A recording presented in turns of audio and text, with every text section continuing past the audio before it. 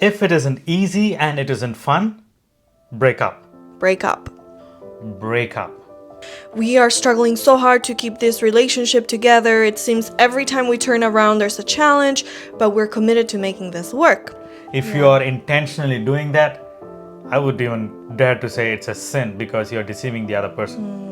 We are really hopeful, we are really expecting, we are really praying, God, please change them. I'm willing to work with them and please help them to change, help them to quit, help them to come out of this, from this bondage, break free from this. I'm willing to wait. But how long are you going to wait? It's an indefinite wait. Oh, I need to set my boundary because I'm not able to breathe, I'm not able to eat, I'm not able to do my chores. None of those things are coming into place. And then you're starting to set boundaries, and the other person is going to feel like, hey, all these days, weeks, months, or maybe even years, you were doing whatever I shared and you were so open. Why are you setting boundaries all of a sudden?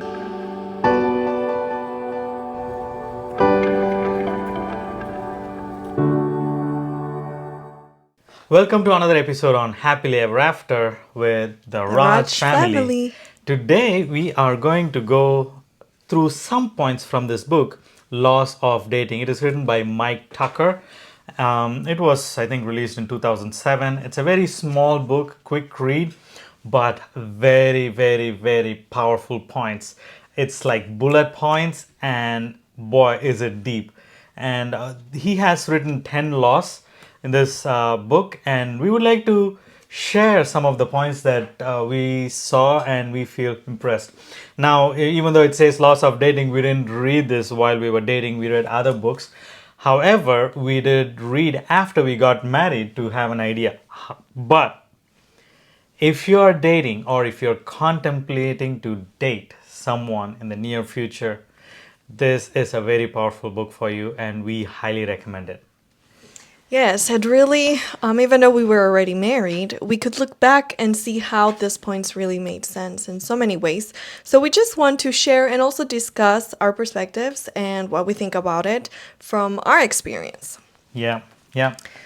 So we will skip directly to the chapter that says the laws. Law number 1. If it isn't easy and it isn't fun, break up. Wow, that sounds like a little against what many times is thought it should be. Like, we should put the work into the relationship, marriage. It's hard, and actually, it's not about being happy, but being Putting in holy effort. and actually, growing in our character. So how come that is law number 1? Like, what does it mean? If it isn't easy, yeah, right? Because in other words, what he's saying is it should be easy and it should be fun. If you really think about it, it makes so much sense, because why will I want to marry someone that I'm constantly having issues with? My life, I always envisioned having a peaceful life. Yes, I cannot always have a perfect life because we are living in a sinful world, and it is two different people coming together, two different values, two different experiences, childhood experiences, and all of that. And with coming with that, now I'm in a relationship, and if it is going to be constantly, there is going to be issues, it's draining, it's tiring. I am not ready for that. I am not planning to get into a marriage with that type of relationship. So it shouldn't be hard, as in my life shouldn't be always constantly fighting, always trying to figure out, but it should have ease to an extent. So when we both connected initially, we had a lot of things in common. We were able to connect quickly and easily. And of course, it was fun. We had to work in our differences. We had to work in our weaknesses. We had to see where we can come when we both didn't want to give up on what we believed, where we can come to a middle ground. If it is more of a core value and we didn't want to compromise, we would have broken up. But in this case, it was not the case. In this case, it was not the situation. So we both came together, we worked on it, but it was also kind of easy, honestly. Compared to my previous relationships, definitely this is like night and day. It was very easy for me. Of course, we had to put in our work. Yeah. And also when it comes to fun, we had a lot of fun. We had our moments, we had our down moments, but majority defines how your future is going to be shaped. Majority, we had fun. We had our moments, ups and downs here and there, but majority, it was fun. What were you about to say, love? No, something that comes to my mind, and as I was going through like the beginning part, there's a story that a young couple comes to the author and says, "We are struggling so hard to keep this relationship together. It seems every time we turn around, there's a challenge, but we're committed to making this work." And so the author asks, "Why?"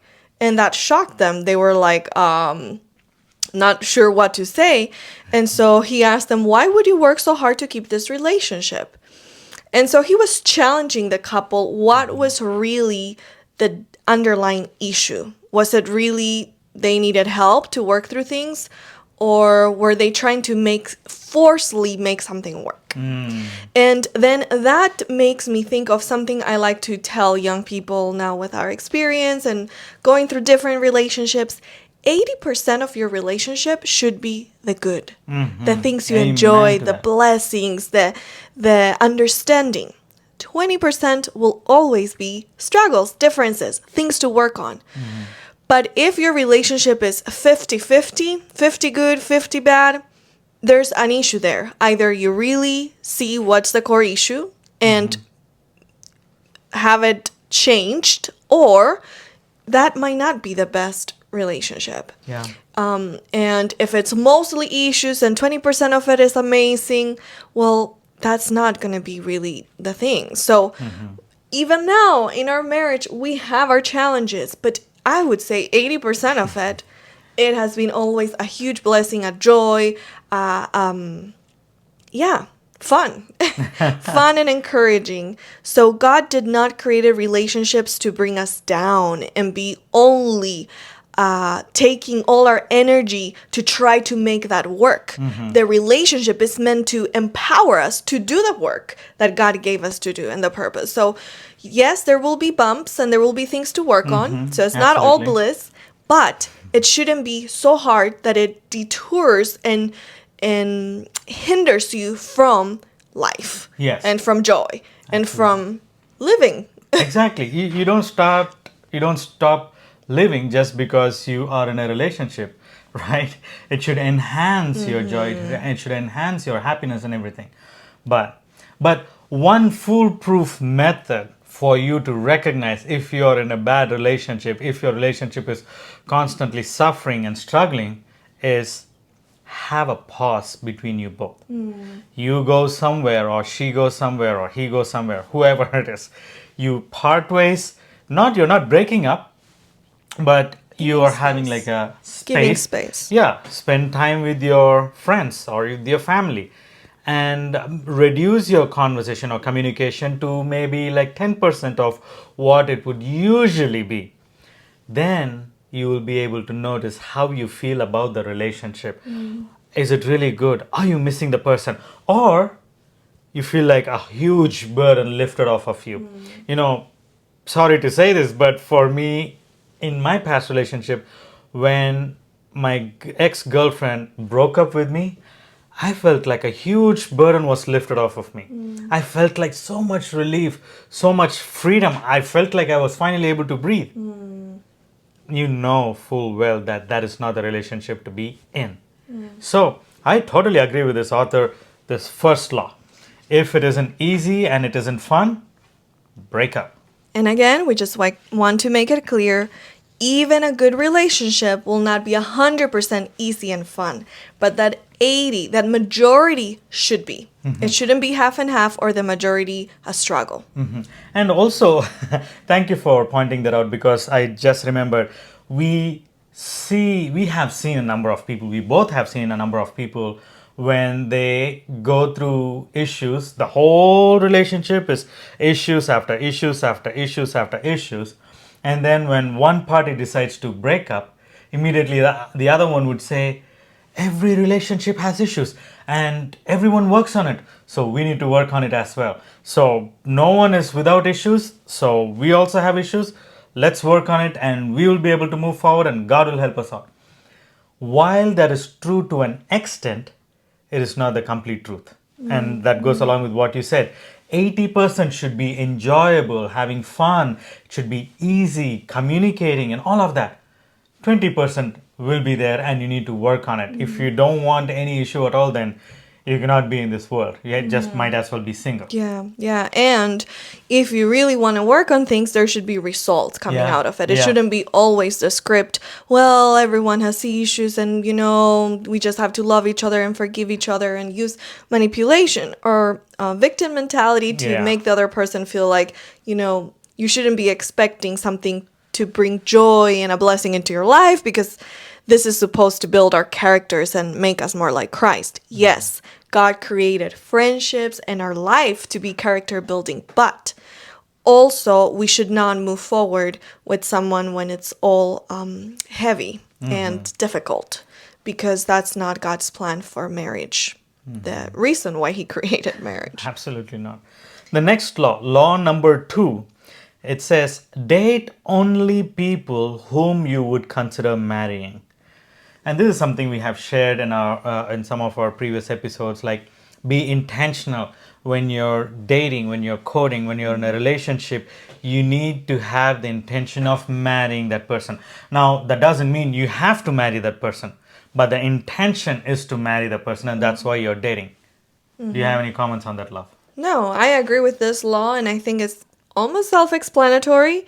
If you don't see that person like you would marry them, then don't date them. And I guess now the question comes, especially in the United States, what is dating? Is dating just getting to know someone? Or I guess in this point is if you see someone and you're like, oh, I don't see this person at all, don't consider getting into a relationship with them. You can always, oh, that's not my type, but you can be friends with them and see. But don't keep moving forward or allowing them to move forward with that commitment and connection if you don't see them for more. So be friends with everyone, but be very clear you're not getting into a relationship with those you do not see marrying. So yeah, like a couple episodes ago, we shared the title was Stop Doing These Things to Find True Love. In that I shared, I think you also shared about it. Many times people talk and spend time, and you are spending more and more and more time. This is just even in the friendship phase, leading the other person on. And end of the day, or whenever it is, they come and say, oh, actually, I just see you as a brother. I just see you as a sister. I just see you as a friend. And that's the same principle that comes to relationships as well. While you're dating, your intention is to be considering marriage. Would you marry this person? And as you see, as you learn about each other, you get to know about each other, you come to a point where you feel like, okay, this person is not the right person for you. You back off from it. You don't just continue in your relationship thinking, oh, okay, I will just continue because I like the attention, I like this, I like what he's doing, I like what she says, and this and that. There are so many hundreds of excuses to be in the relationship, but that relationship is leading you to nowhere. If you are intentionally doing that, I would even dare to say it's a sin, because you're deceiving the other person. and God is very clear that we shouldn't play with hearts. Our own hearts, the hearts of others, is not the emotions are a very sensitive thing, and we should be very guarded and very mindful of those things and not ignore and be like, oh, I don't care. Like, I know where my heart is, so I don't care how others feel. That's something that God really condemns because it's very damaging. So we Absolutely. need to be very mindful and considerate. Okay. So, law number 3. If your dating partner uses Or abuses. or abuses alcohol, prescription medication, illegal drugs, or mood altering substances of any kind, break up. Interesting. Oh, it's just one cup of wine, one glass of wine. It's not going to harm anyone. It's never one glass of wine. It's always going to increase, right? It's going to increase. Or drugs. And you feel like, oh, they are just having this right now. Let me minister to them and they will become fine. I can help them. I can help them to come out of these drugs, illegal drugs, or whatever it might be, right? or mind or mood altering things, substance. There is so many things out there. I have no idea of their names or anything, but there are people who do that. How will you react to it? Here the author is saying, if you have someone, if you're dating a partner that uses or abuses alcohol, prescription medications, illegal drugs, or mind or mood altering substances of any kind, break up. You have the grounds to break up. But I think the $1,000,000 question is, are you wanting to come out of it, or are you wanting to be close and identify with them as well? I think it's very important to understand here this law, it's basically saying uses and abuses, not only like something that it's needed really for medical purposes, but more like a way of numbing or escaping responsibility, spiritual maturity. So we're talking here from a Christian perspective as well, and from a perspective of we want a relationship that is healthy and secure by God's grace. We all have issues. We all need to work on our different things, but are we numbing our pain, our issues with drugs of different kinds? Can be many times over-the-counter drugs just to numb and make us zombies, or like forget are we really letting God work in us and heal us, or looking for ways that truly will bring restoration? So it's very important to realize that when we are looking for a partner for marriage, we need to be in the right place, and someone else also needs to be in the right place emotionally, so we can build something good together. If not, yes, we all are worthy of being loved, and God wants to help us all, but we highly believe that we can't be the savior from someone. And so that savior syndrome or pity syndrome can lead us to get into the wrong relationships at the wrong time, because that person might need time to heal, not time to just be pampered or saved by someone. And so that can kind of reduce the ability to keep growing for the other person. So that's why it's advisable, break up. Let your journeys build up to a more stable place where then you can build a healthy relationship. So, absolutely. But there is also another type of thing that we have seen people tend to do, and that is they have their own issues. Let's say they are into alcohol abuse, right? They are alcoholics and they are drinking a lot of alcohol, but then they want their partners to not do those things or take drugs and whatnot. You know what I mean? So they have their personal bias with that. They are okay with drinking alcohol, being an alcoholic, but they expect others to be perfect. And that is not right either. That's why I asked that question, like, how does that work? You should be clean and you should expect the other person to be clean as well. If you find out, you have the right to move on. You have the right to break up. Now, let's say you have been into a relationship for 2 years and then you find out that they are alcoholics or they are whatever, drug addicts. How do you deal with that situation? How would you deal with the situation? I mean, yes, 2 years of relationship, but then I would see more of like, number one, this person tried to deceive me, pretending as though they have not drunk. Now I found out that they are doing these things, or maybe even they confessed. But either way, it feels like, for me personally, it feels like they have hidden a lot of things from me, right? And I so would there's deception going on, and that's not that, good. That's a huge red flag for me. I would actually break up with them, because I don't know what else will you do after marriage either. And if maybe we started and then one, like, I decided to change my lifestyle, but the other person doesn't, and I want to wait for them and be patient. But the best is many times to allow more individuality, not kind of the waiting for the person to change, but give more space and wait on the Lord, not on the person to change. That's a very good point. Don't wait on the people, right? Sometimes when we are love stricken, that's what happens. We are really hopeful. We are really expecting. We are really praying, God, please change them.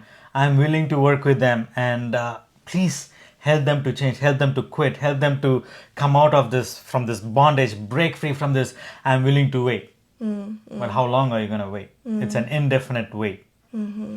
So it is better to break up. If they change in the future and you're still single, that's a different story. But you cannot be waiting indefinitely expecting the other person to change in their life. Yeah. Law number 4: if your dating partner is physically... One more thing before we go there, because this law, the number 3, also includes other addictions. So the point is more addictions. Like it continues, it can be drugs, alcohol, but there are other type of addictions that also are very destructive, like sex addiction, gambling, video games. Many things can become an addiction and will impact a family. So are we honest with each other? Are we looking to get out? Are we making changes? If we know there are those addictions in one or the other or both of us, and we are not coming to God, looking for help and working on it with God's grace, then this can really be a destruction of a marriage, a relationship, but even more a marriage and children and everything. So it's very important not to take it lightly. Any addiction. So basically point number 3 is if there are addictions that are not dealt with and being worked on, break up, because it will damage everything else. So now I have a question. I know this is an on-spot question. We did not plan on this. What if someone is struggling? They have recognized their issue and they are struggling. They want to come out of it, but they are still struggling. What would be your advice for the partner? Should they continue to be in the relationship? Should they wait for them to come out of it, or you still break up? I guess it depends the addiction and the level of struggling. Because what would be your point? I'm not asking like a counseling or coaching session. What would you do if you are in that situation? How would you respond? If I know there is an addiction going on and the person is struggling, how long have they been working on? What type of support are they getting? Because struggling without clear ways to move forward, so that would kind of give an understanding. If the person still might be struggling with something, but they are more in the moving forward stages and seeing making changes, seeing victories. Like we all are in different ways struggling in this world of sin and with our weaknesses, so there's going to be no perfection. But if it's let's say an alcoholic and they're still struggling with drinking here and there, I would want them first to find freedom in that before we continue the relationship, at least for a certain period of time, and seeing that commitment not only for me, but for them. So will it be like you will have a pause in the relationship? Or you will still pause. continue the I don't relationship? believe in pauses because they're very, I would say we will separate our ways, give each other space, let the person take time for them, because it's not about us. It's their journey, their spiritual journey with God, and find freedom in the Lord in that, and then see where God leads. So kind of let it go. Break up, and then I see your point. Okay. Okay. Because just to wait is a pressure that it's not, I think, advisable, because you are waiting for the person feels like, oh, they're waiting for me to get better. So it's more like give time and let the person work on it. Again, it depends the type of addiction, is if it's how intense it is. Yes. For how long they've been struggling. Some things are big, like sex addiction, gambling, video games, like, you know. A lot of them have destroyed families, lives. So you may have a weakness in that, but have you find freedom in the Lord at least for some time. That would be important to know. If not, do we even believe God can give us freedom? So it's something to consider. So during this waiting phase, I'm just asking these questions for you to answer, and just so that if there is someone that is in the same page or in the same phase, they will be able to understand, or they will have an idea. So that's why I'm asking those questions. And of course, if you have any questions, you can ask me as well. I actually went through similar situations, but I was not into our relationship, but considering, and there were things going on with addiction and just drinking and different things like that. And I was like, maybe I can love this person fully and be patient and show Christ's love and be the best girlfriend and even the best wife and forgive them and accept them, and even if they're drunk and this and that. But then I started to ask myself, what should I do? I want to be like Christ, but is this advisable? And I was reading and trying to find counsel, and it was very clear from one of my favorite devotionals, the Adventist or Christian Home. There was a section talking about things we should consider as a lady for a guy specifically. And one of it was we should not even one that disrespects God or even puts one glass of wine or alcohol into their mouth, that should be disqualified. And that gave me my answer. So they might be struggling. They might be wanting something else. Okay, wait until that else is there. And if not, I couldn't be involved in that because I would only damage them more with the ups and downs, me more with this whole situation. So yeah, one thing is saving someone. Another thing is marrying someone. And marriage is not to save someone per se, but is to bless someone and work together. So there's very, very unique cases, especially for those that are already married, that God calls them to be that light and blessing when those addictions appear in marriage. God doesn't say just, divorce because that's there. But we should be more aware and looking when we are planning to date someone or marry someone. Wow, very interesting. Anyway, we can move to the next law because I thought law number 3 is going to be a little shorter than the first two, but that took more than the first two. Law number 3 took more than the first two. Anyway, law number 4, if your dating partner is physically, sexually, or verbally abusive, break up. That's amazing. I think that shouldn't even be like a specific point. It's clear. Should be a given. Yeah, it should be a given. And you shouldn't have to be even wondering if I should be in this relationship or not. Any type of abusive relationship, you just come out of it. Someone trying to control your situation, someone trying to make you their puppet, someone is trying to make things that you don't approve of, and they want you to do things that you don't approve of. It is a very given.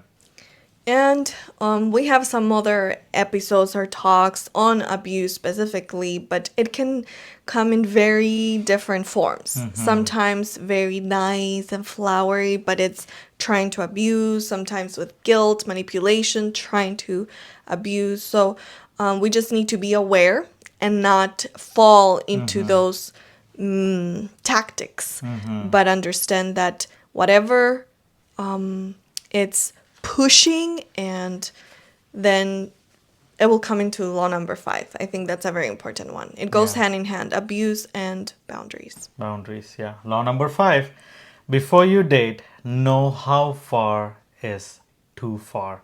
And this is on boundaries, as Debbie shared. And there is a lot of information that the author has put in here. Different things, especially he's focusing on sexuality, setting boundaries. I think sexuality or sexual stuff is more vital, especially in this current day and age, than other things.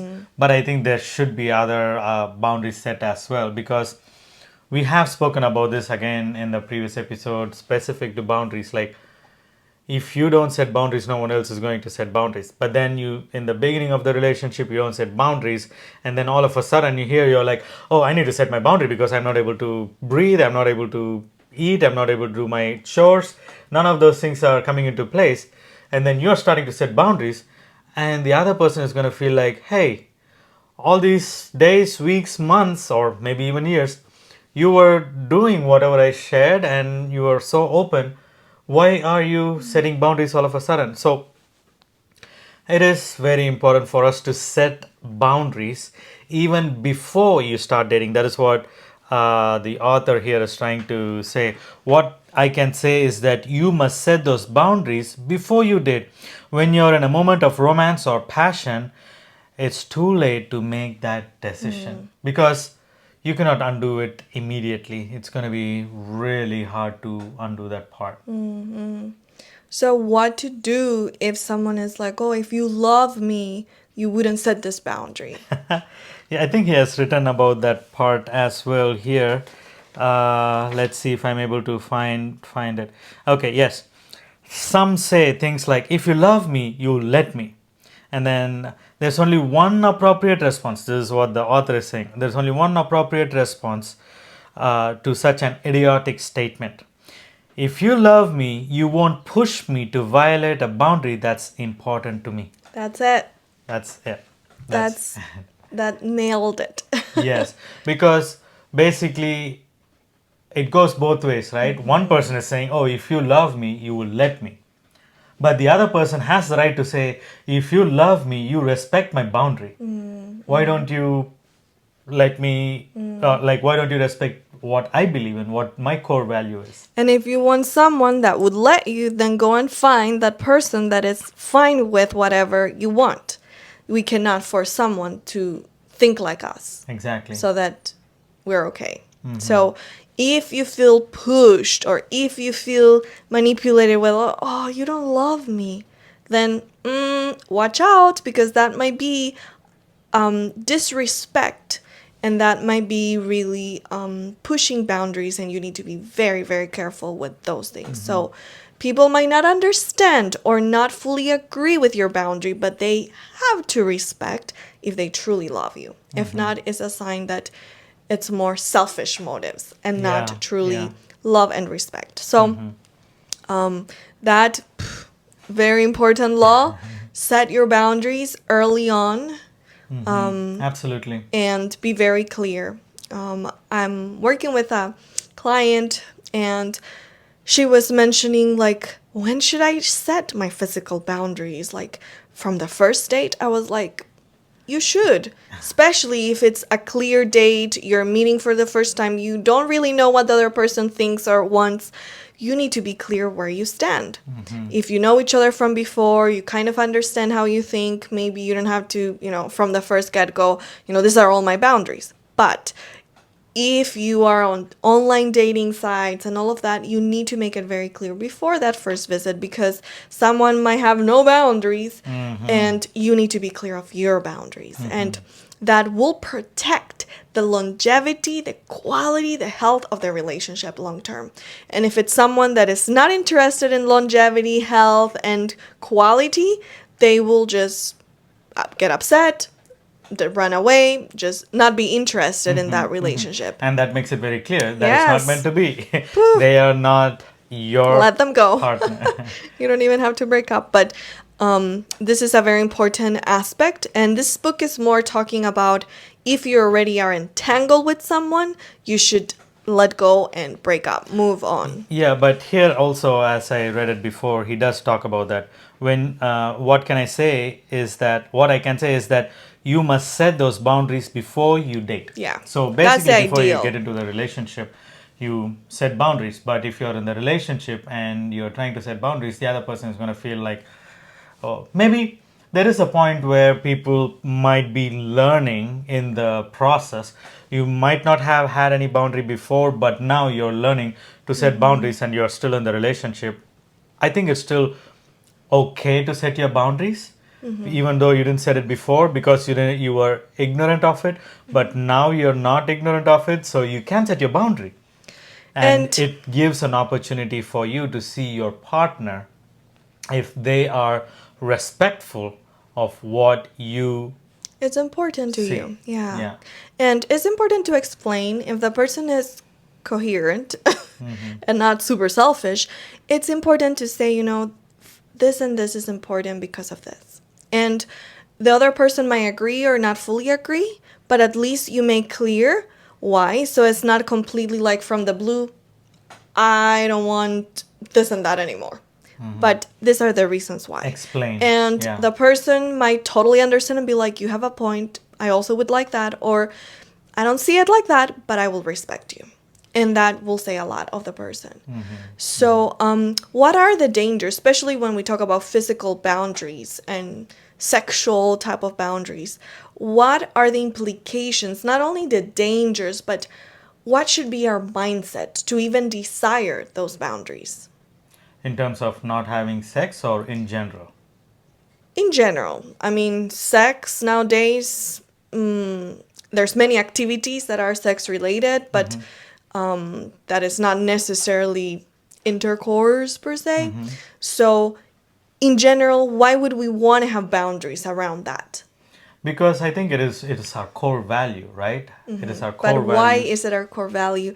I guess what I'm trying to say is, can we share with the audience why is this valuable to us, or why it could be a valuable thing for someone else?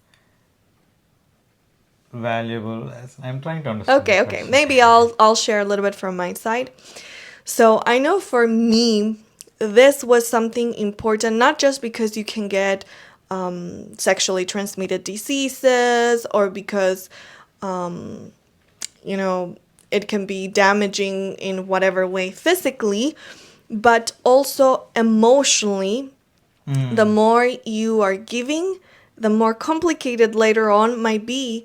And I guess for me, it was always having the hope and in front of my mind, my future husband.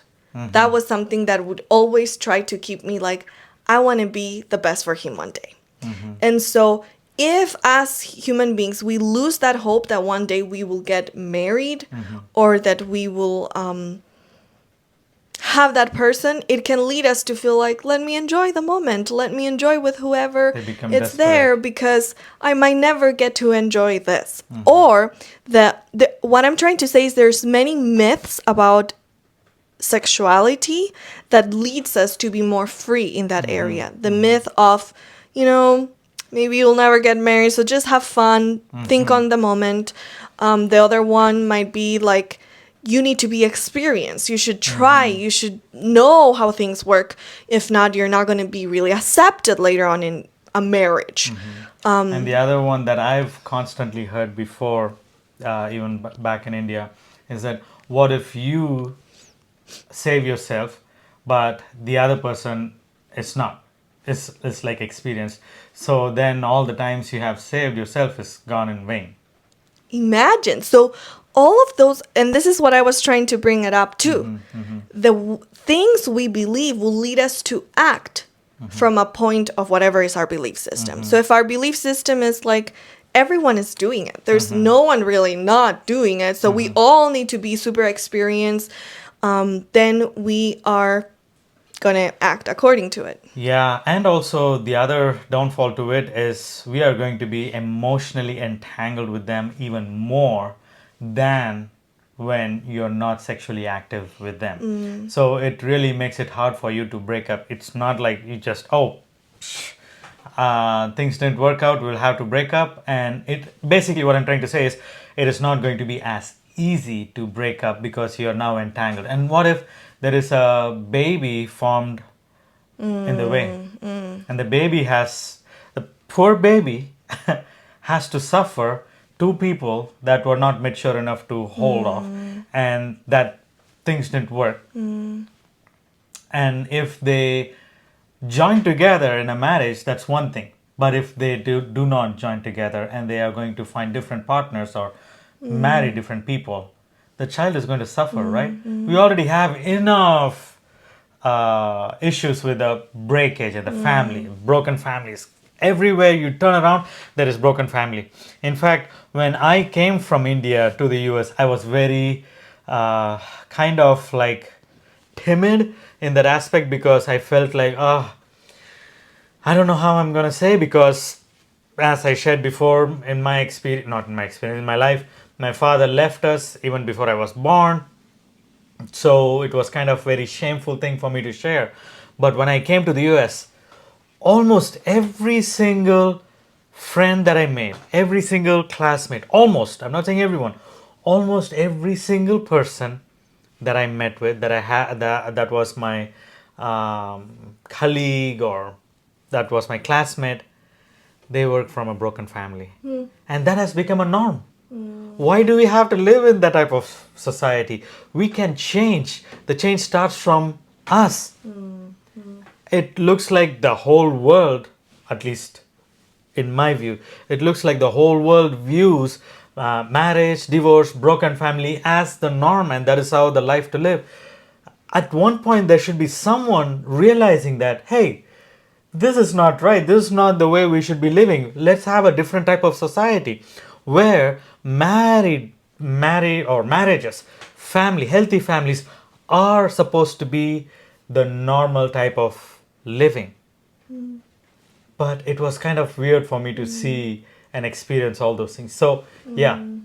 So sometimes there's different circumstances and reasons why people go through different things, but many times when we build our patterns in our youth and in our choices that are more like careless leads to a more careless than marriage and more open doors to other possibilities and experiences and comparisons and everything that is unhealthy for a healthy marriage. So Yeah.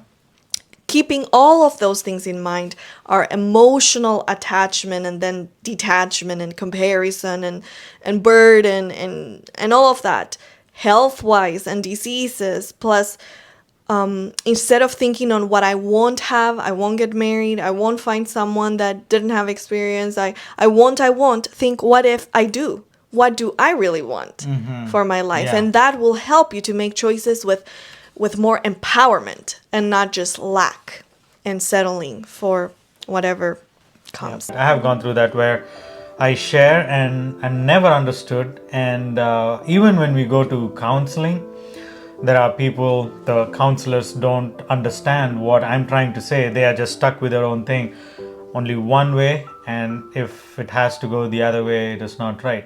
Like not making an effort to understand and using what I think I understand to try to prove my point. So those are other dysfunctions that is not just miscommunication actually, but it's lack of understanding. Acknowledging what they say. They don't even have to accept it, but acknowledge what the other person is saying.